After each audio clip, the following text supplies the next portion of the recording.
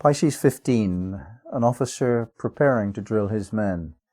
We have the image of a batch of soldiers marching up and down, up and down, up and down, again and again and again, all dressed exactly right.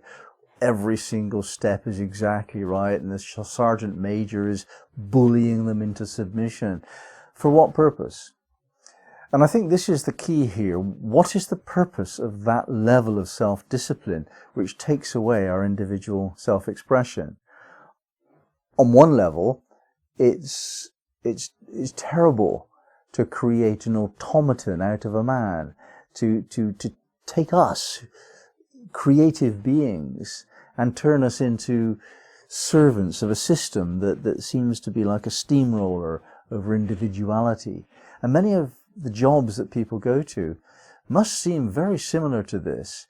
They're told what to do, and it's the same all the time, and it just produces an output that is not special. You know, you think about the people who make our clothes in China or Indonesia or somewhere. Their lives are exactly like that all of the time. It simply is not acceptable in the normal run of events. However, this degree is pointing to the possibility that events will not be normal, that there will arise a danger, such as war. And when these abnormal conditions apply in our lives, we have to know that we can make sure that our emotions do not cloud our decisions. On a personal level, many of us make decisions which are simply emotional outbursts, in fact, that it doesn't make any sense to do what we do. We run away from a relationship just because we've had one argument, or we get into a relationship just because we fancy somebody sexually, or we just do something spontaneously which it just doesn't check out when you think it through, because our emotions take over. And it's the case that without emotion, life becomes rather pointless, rather dry and inhuman.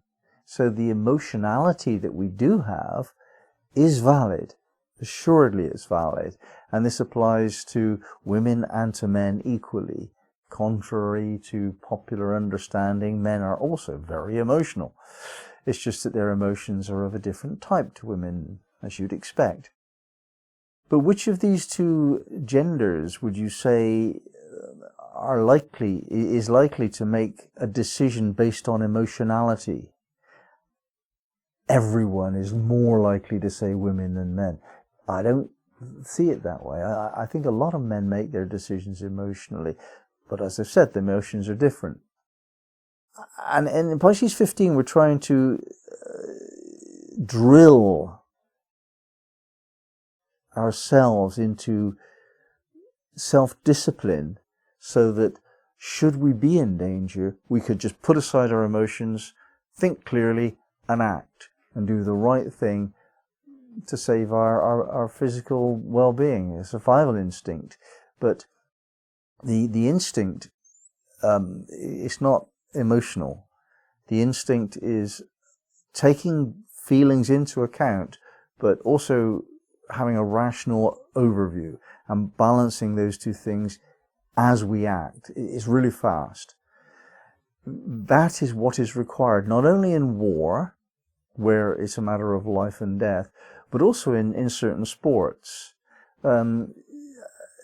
Some things happen in dangerous sports, like rugby, like